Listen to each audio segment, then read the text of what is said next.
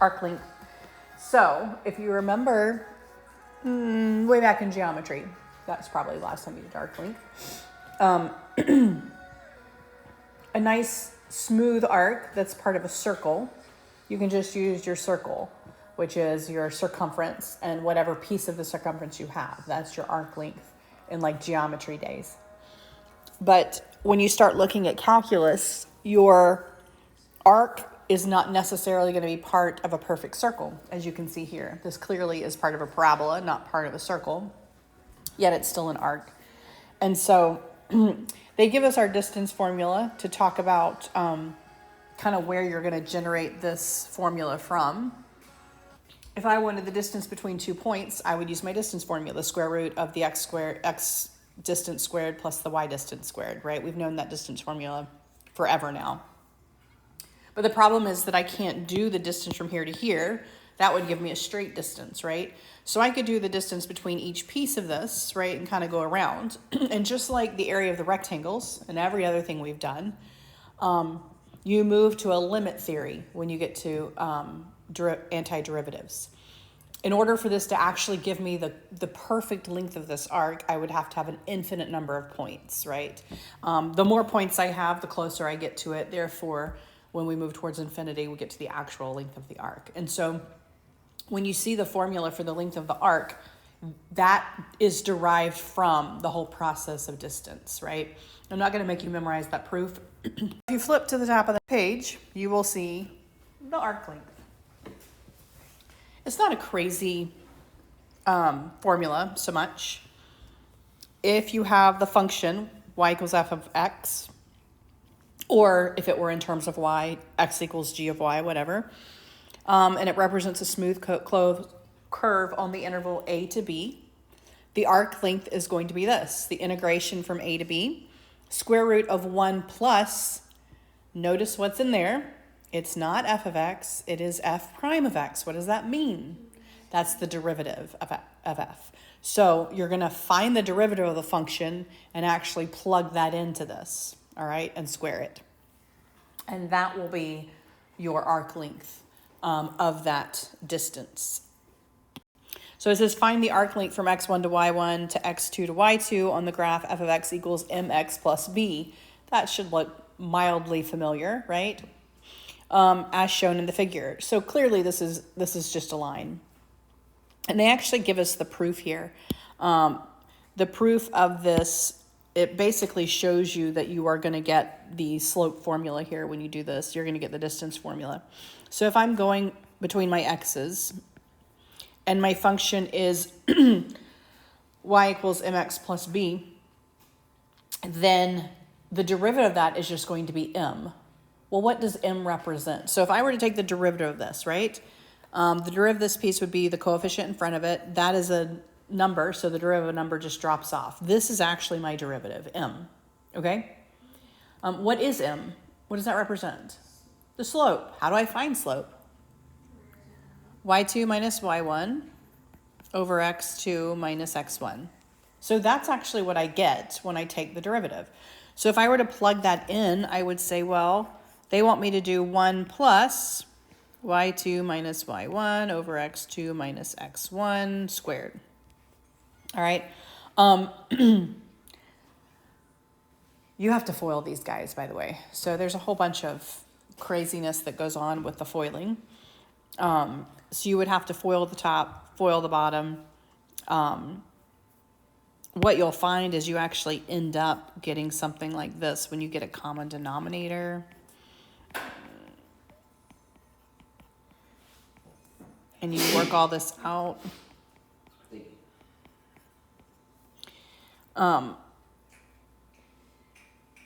And you end up multiplying that by x when you take the antiderivative here. You go from x1 to x2 and you plug it all in, and you actually end up with something that looks like this when it's all said and done. So if I were to work all of this out in this long proof, I would end up with that. That should also look familiar. It's my distance formula. And so even if you get a known something like this, you know for a fact that all I have to do is find the distance between the two because it's just a straight line. But even plugging it into the long antiderivative formula gives you the same thing you would get with the distance formula. And so this is just them showing you that, okay, so you can see it works for a line. It's actually going to work for any function. And so it ends up being the distance formula because that ended up being a line. And so when we start getting into functions that we don't know how to find the distance between, we don't know the length of the arc, we're going to go back to our calculus because pre-cal only gets us so far. It gets us to known elements, right? Like this. So we're not gonna ever actually have a function like that. I wouldn't use calculus to find the distance between those points. I would go straight to my distance formula, right? But when you start talking about part of a parabola or part of a function that isn't perfect like a line, and I can't just go straight to distance formula, that's when we're going to use our calculus. This is just showing you, hey, it is actually one and the same. It's the exact same thing, but it's for a function that's not nice and pretty like a y equals mx plus b function. All right, so let's look at one that is not as pretty. Don't worry, it's not bad. So for this one, we can't use just distance formula. That's not going to work. If you look at the picture of what this looks like, we have a curve, and distance formula is going to give you that straight distance between the two. So we actually need the distance along the curve. If we were traveling, in fact, a lot of your questions will say, if you were traveling along the curve, how far would you go? All they're asking you is distance along the curve, right? And so you're going back to this formula. It says find the arc length of the graph. And it says y equals x cubed over 6 plus 1 over 2x, all right? So the first thing we have to do is we have to think about the fact that in our function and in our formula, they don't want us to use the function given. They want us to use the derivative here. So the formula here for distance along the curve or the arc length uses derivative. So we have to find this derivative. So I personally would write it differently. So I would, instead of x cubed over 6, I would just say 1/6 x cubed.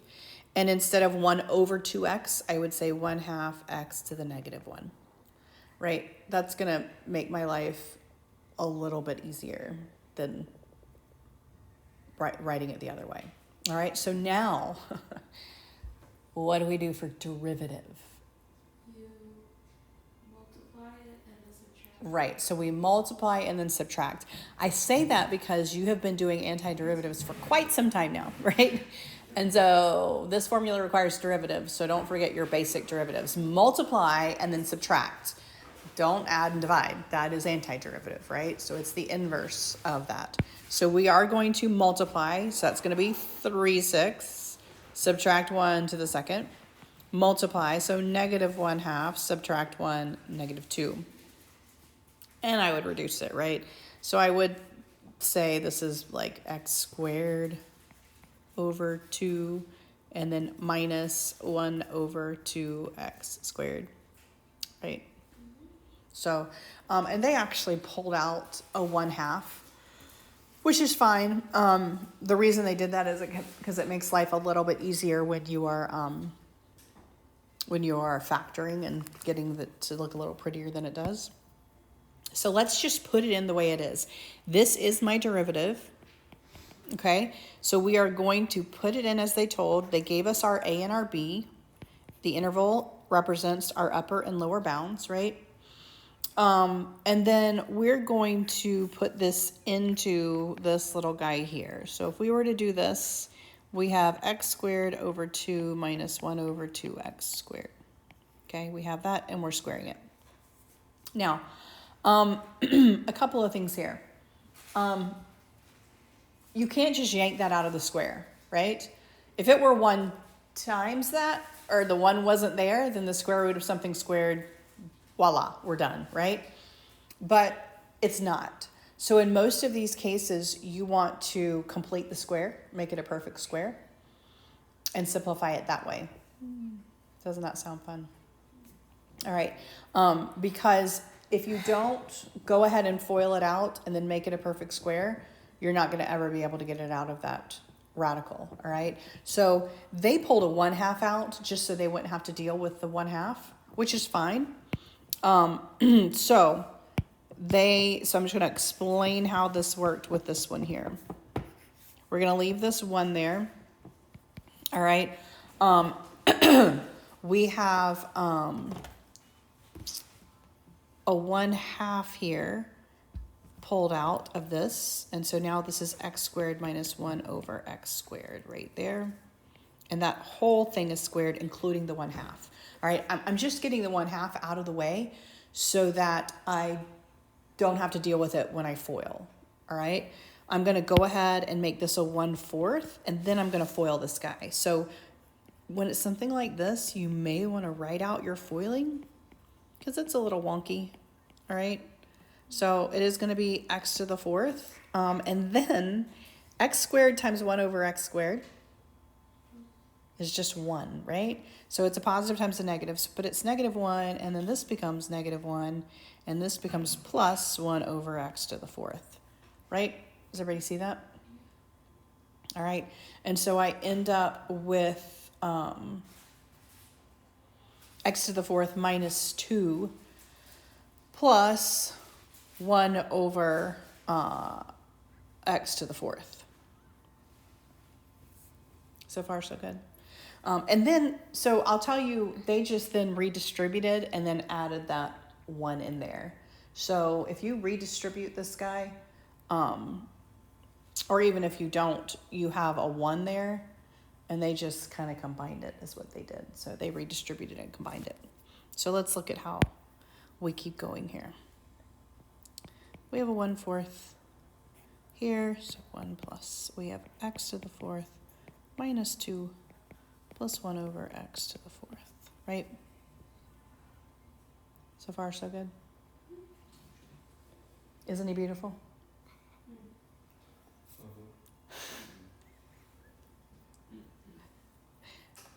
So when we redistribute it, we have 1 plus, and we have 1/4 x squared, and then we have minus 2 over 4, so we have a 1/2 there, plus 1 over 4 x 4th, all right?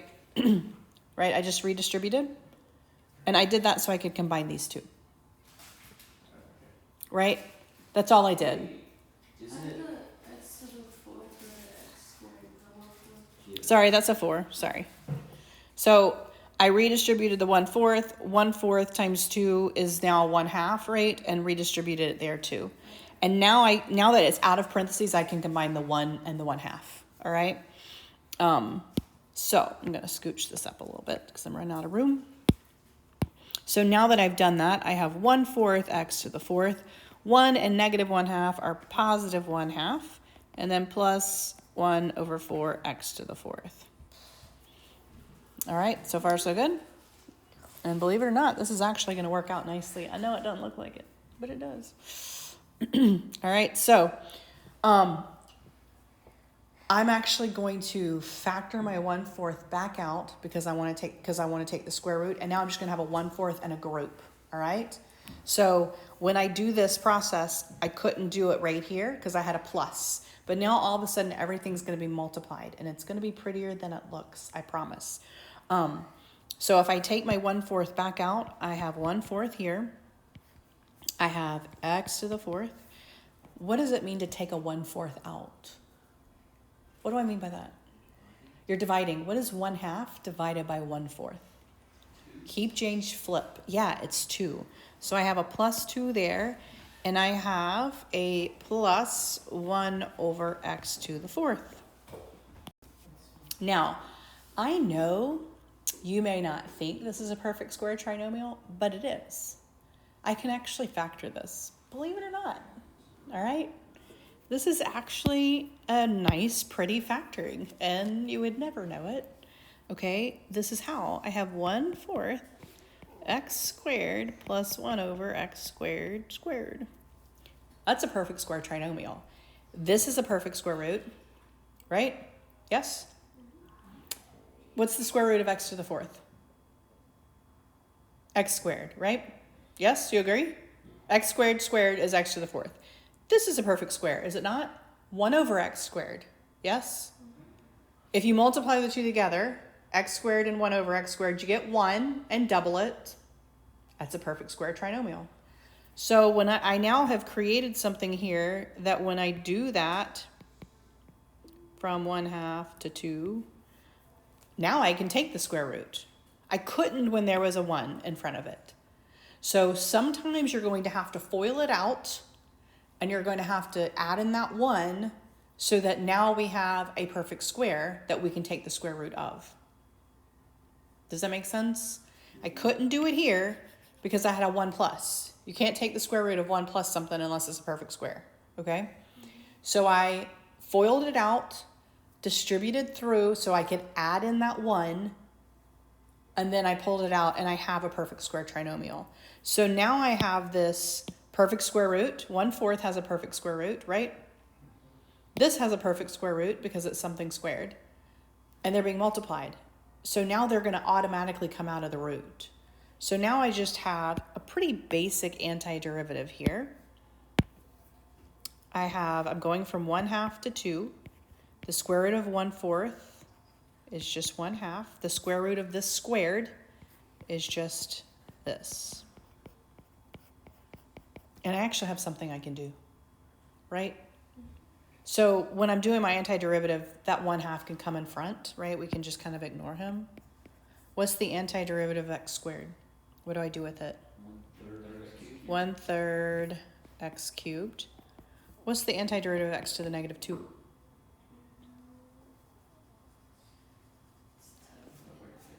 So add 1, it's -1, right? And divide, so it's a negative 1 over x, right, to the first power. And I'm going from 1/2 to 2. Right, you add 1. Why can you leave the 1/2 outside? Because you could have pulled it in front. Remember when you have a coefficient on the antiderivative, you can just put it in front of the entire antiderivative. Yeah, and then at the end you can multiply it all the way through. You could have multiplied it through and done, and it's going to end up being 1/6, and so on and so forth. But you don't have to. It's up to you. And at this point, and we don't have to do all of the fractions here, just because they gave us one of the world's most difficult functions to start with. But when you plug it back in, you're going to end up with just a number. I mean, you're going to end up like anything else. You have two numbers. You're going to plug them in and subtract, right? The hard part here is this. When you start out right there and you have a function that doesn't look like something that's going to go perfectly out of it, you have to think outside the box, right, sometimes with these. And you have to think, okay, do I need to complete the square? Do I need, are there things that I can do that would make this get out of that radical, right? Because the radical is the most difficult piece of this, is getting things out of the radical. So when you look at this one, first of all, they give you a picture of what you're looking at, okay? You're looking at a cubic function here, but it's on the y, so it actually ends up being like a square function when you get x by itself. So first of all, when you're doing this, you're going to want to get x by itself, okay? The function is x equals something, which is fine, because then you're just going to have everything set to the y. But you don't want it to be x squared. You have to have either a y by itself or an x by itself, okay? In this case, I would find it easier just to get the x by itself. Take the root of both sides, right? And so when I do this one to get x by itself, the first thing I'm going to do is just do this, right? That's not bad. So x is going to equal, because it's a root, something like that. Remember, when you have a radical and a power, you can actually write it as a fractional exponent. Remember that? So this becomes my numerator of my exponent, and the index becomes my denominator, right? And I would do that because that's going to make it easier to take the derivative and all that good stuff. So when I want to take the derivative here, then I'm going to go multiply and subtract and do chain rule pretty much. What's nice about this chain rule is the inside, the derivative is just 1, so it actually doesn't really affect it very much. So I'm going to multiply, and actually what happens here with this positive and negative, you don't have to worry about it. So we can just do the positive side of it. So if I were to take the derivative then, which is what I'm going to want, you're going to multiply by this. So we're going to say that's 3/2, and then y minus 1 subtract 1. What's 3/2 minus 1? 1/2. Yeah, it's just 1/2. So that's what I'm actually going to do here. That's the function I'm going to plug in. The other thing is they gave me the interval like this. That's actually the interval of my x. All right, that's the interval of my x. And so I do need to figure out then, if that is my x, what is the interval that's produced when I plug it in to find my y. And so the y intervals actually go from 1 to 5. So if you were to plug it in and say, well, what happens if I were to solve for y here, if I were to plug in an x? So if I were to plug in an x, take the third root, right? So if I were just to plug these in, this is my x values, but because this is in terms of y, then my boundaries need to be in terms of y, right? Whatever's on the inside of my function is what my upper and lower bound needs to be. They gave me my x values, all right? So I'm going to just take this function that I had originally and just plug in these x values. When you have x, plug it in to solve for y. So plug it in and solve for y. I take the cubed root of both sides, y minus 1 equals 0, add 1, y equals 1. So that's one of my boundaries. And then I'm going to do the same thing with 8, because that's the other x value they gave me, right? Cubed root of 8 is 2, right?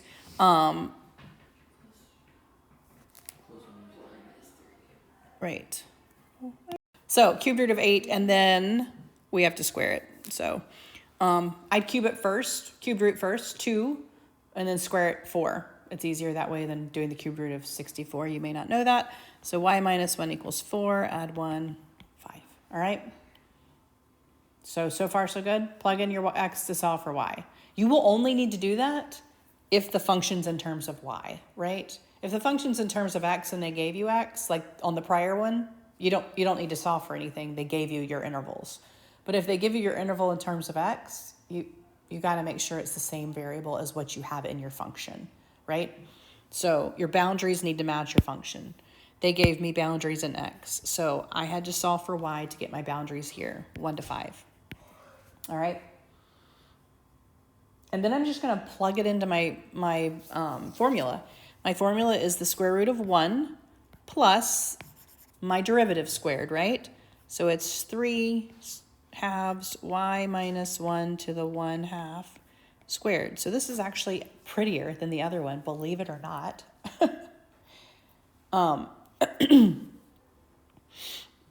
Because this is squared here, what happens to my 1/2? Yeah, it's going to cancel. I do have to square the 3 halves, so don't forget that that's there. But that square root is going to cancel. So I'm going to get 1 plus 9/4 times y minus 1, right? Because the squared here canceled with the 1/2.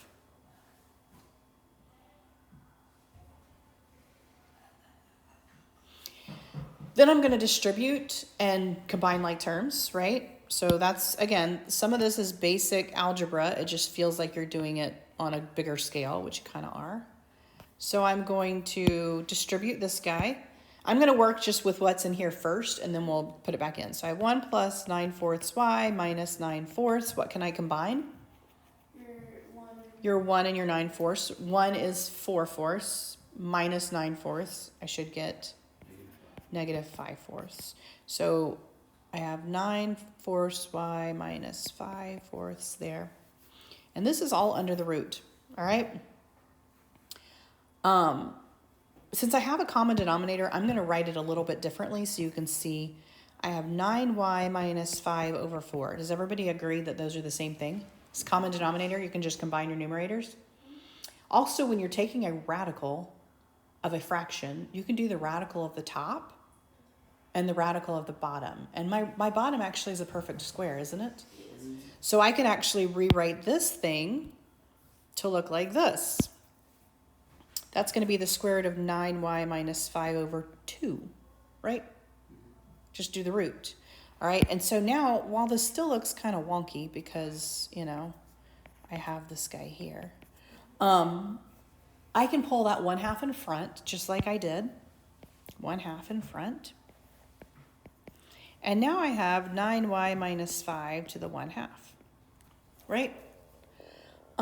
Which is actually not that awful. This is u substitution, okay? U to the 1/2. If I did the antiderivative, add 1, 3/2, divide by 2/3, right? I just have to remember what happens when I do the derivative of what's inside, right? What's going to happen? I have an extra 9 that I don't need. So I have to multiply my answer by what to get rid of a 9? Just divide it, right? 1/9. So if I did, I'm doing it all in my head, but if I did use substitution here, 9y minus 5 du, that's 9 dy, I don't need that 9. So my final answer is going to have to be multiplied by 1/9. That's where I'm about to get this answer from, okay? So I have the 1/2, right? I have the 1/9 from that guy there. And then I just have to worry about this antiderivative, all right? The antiderivative is going to be this guy to the, what's my new power? It's not 1/2 now, it's going to be 3/2. And I have to divide by 3/2, which means multiply by 2/3, all right? And I can simplify this a little bit when I do all of this. It's going to simplify. These 2's can cancel here, right? It's all being multiplied. So those 2's can cancel. So I end up with 1/27 because of this 1/9 and this 1/3. And then 9y minus 5 to the 3/2. And I'm going from 1 to 5. And then you can plug it in. And I know it, again, doesn't look like it's going to be pretty, but it's okay. You end up with like 40 to the 3/2 minus 4 to the 3/2. It's going to be a decimal because then when you multiply by 1/27, right? I would use a calculator to do this because 5, when you plug it in, is not going to be a perfect square root. But again, using a calculator, when you plug in your 5 and you plug in your 1, something like this is going to happen.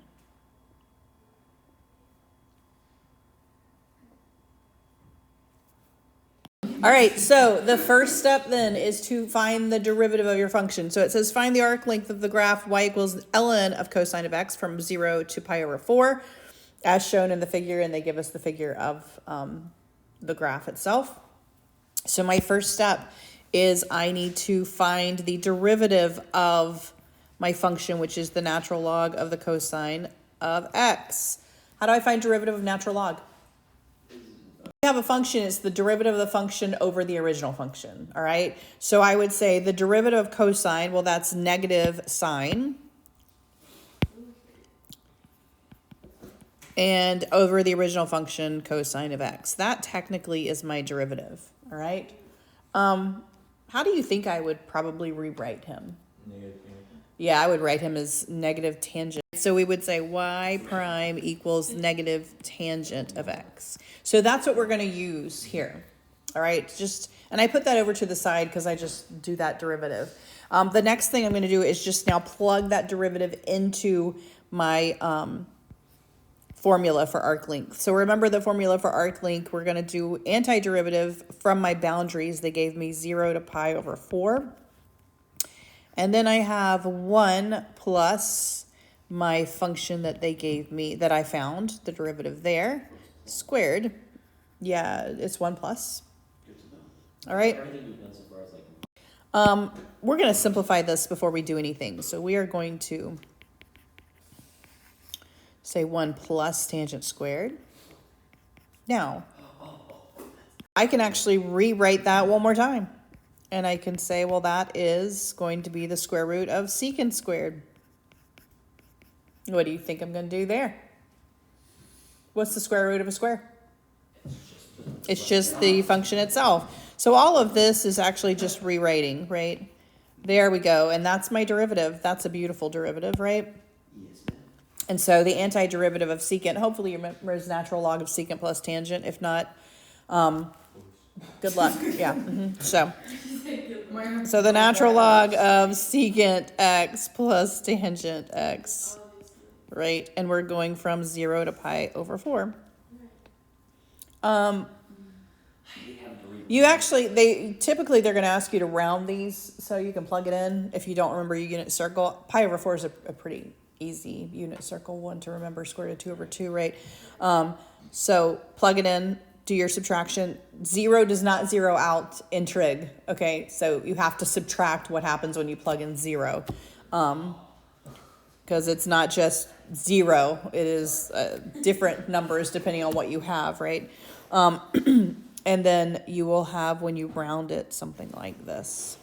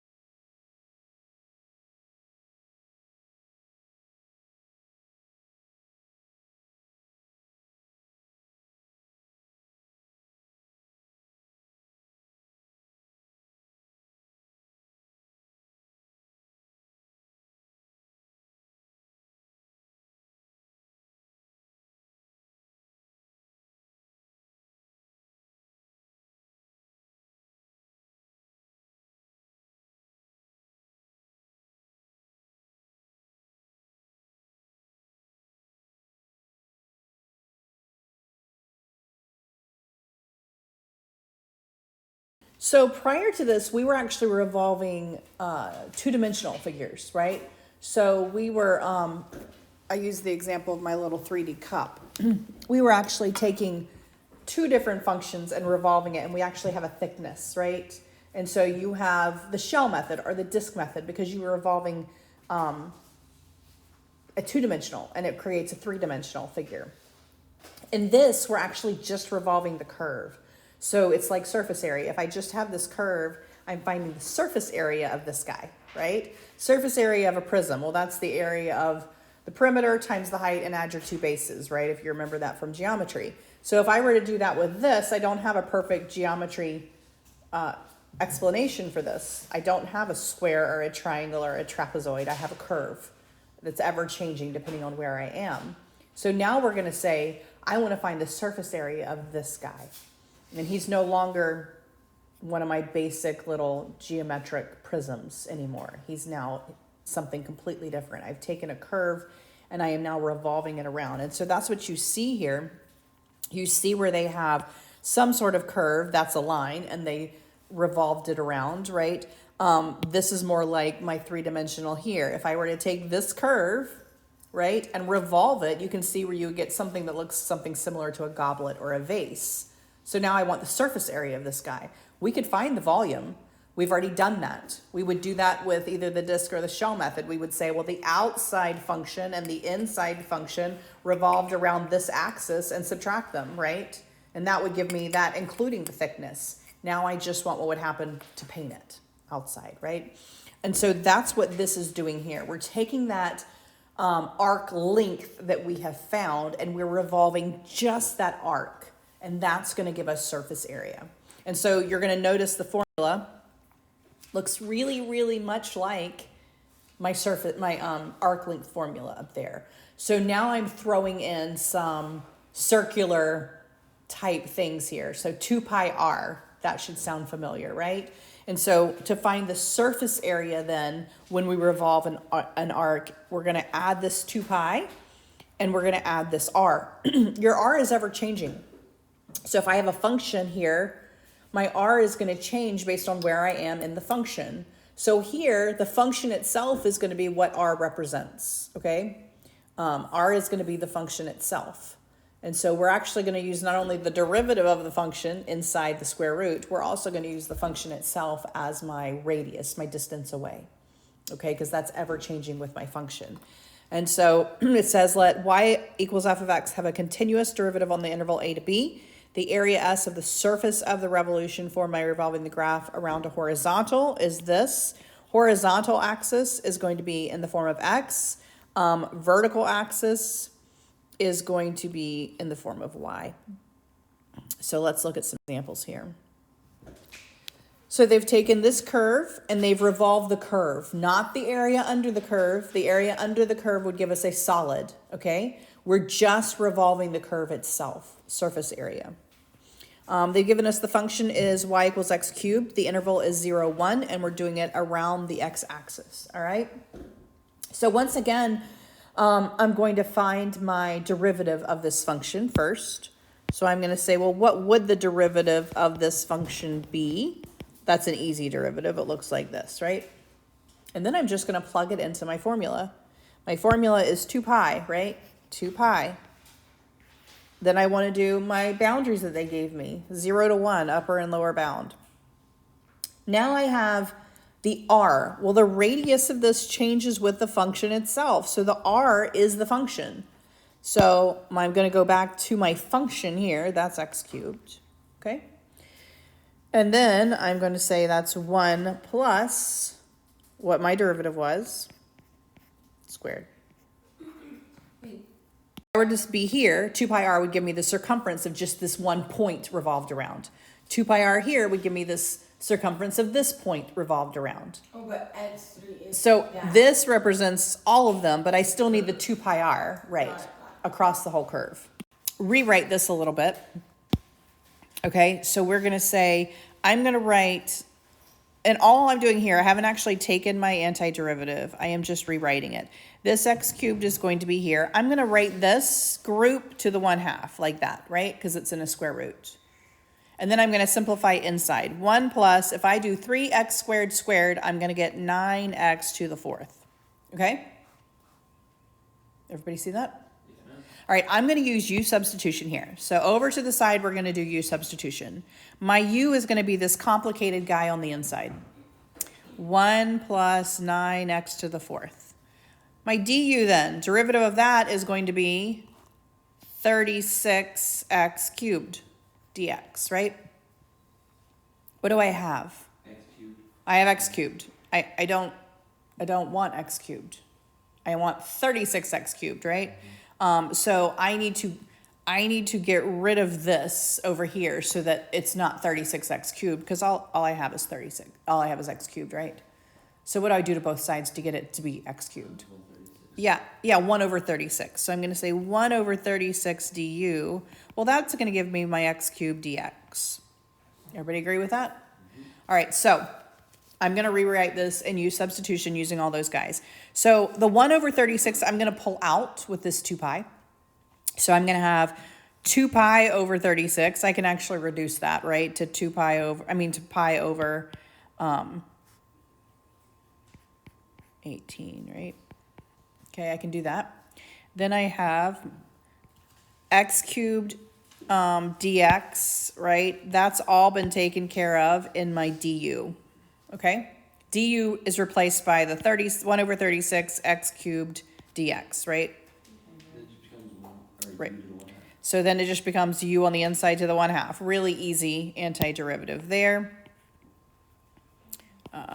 Oops, you go up too. All right, so then we're just going to do antiderivative. So we have pi over 18. I'm going to add 1, so it's going to be to the 3/2 and multiplied by 2/3. And then I'm going to go ahead and replace that u, right? I'm going to put it back in there, or you could leave it a u and replace your 0 and 1. Whichever, it doesn't matter. So 1 plus 9x to the 4th is and I'm going from 0 to 1. All right. All right, so this is basic. At this point, I'm just going to simplify, right? I would actually go ahead and cross cancel here, by the way. So I'm multiplying that by something smaller. So I end up with pi over 27. And then plug in a 1, you get 10 to the 3/2 minus, when you plug in a 0, you get 1 to the 3/2. 1 to any power is just 1, right? When you multiply that all out, you'll get something like this.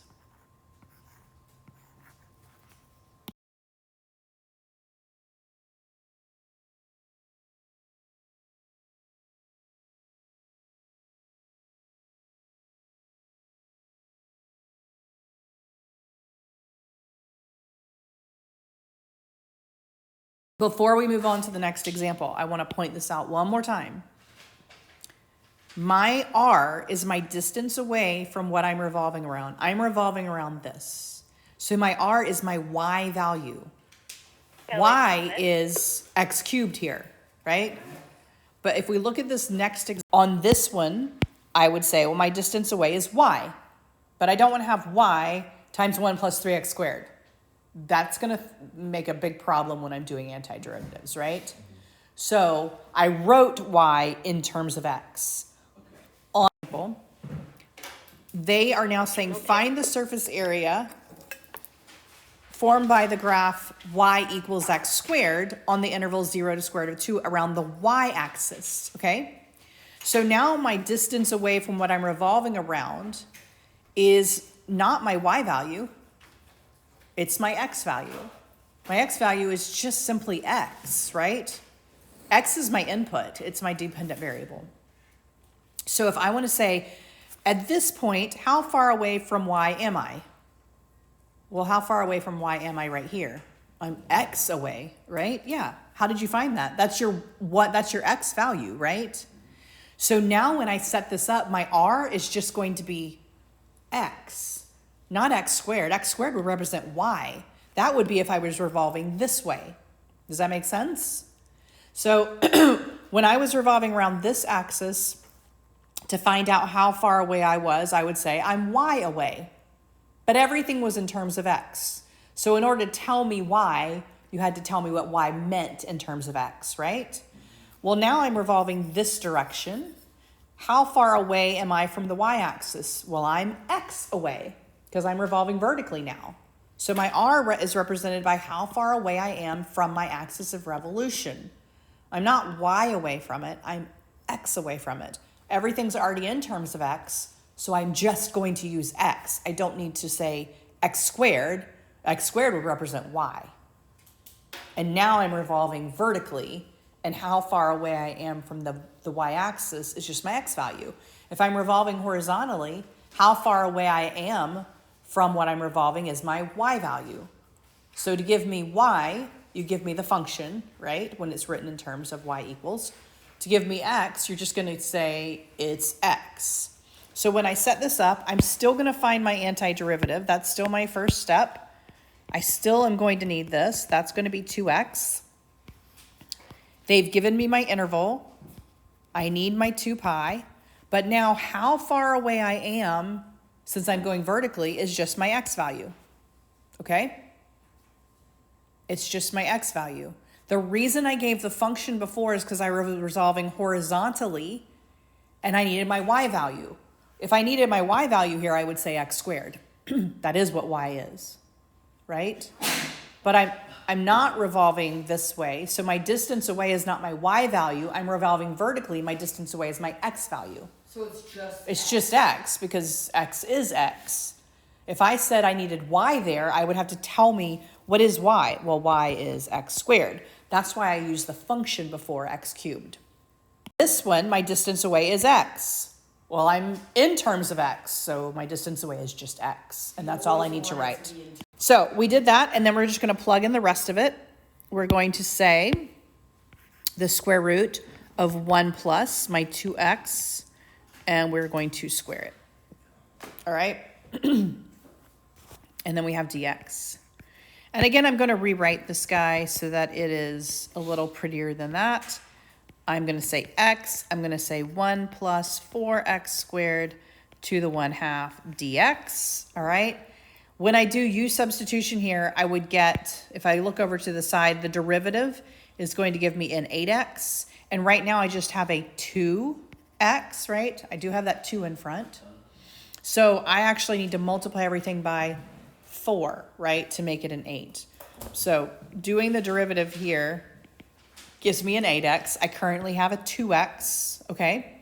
So I'm going to need to multiply by 4. So why didn't we include that 2? It's the same thing. Yeah, you're going to just end up with a 4. We have the 2x, and so you're going to end up with just 1/4 there. So we're going to say pi over 4 is what we're going to end up with. 1 plus 4x to the 3/2, and we're going to multiply that by 2/3. And then you're going to reduce. So we have what? Pi over 6, 1 plus 4x to the 3/2, and we're going from 0 to square root of 2. And again, you're going to plug it in. They left this in terms of pi, which is fine, or I'll probably give you in decimal form.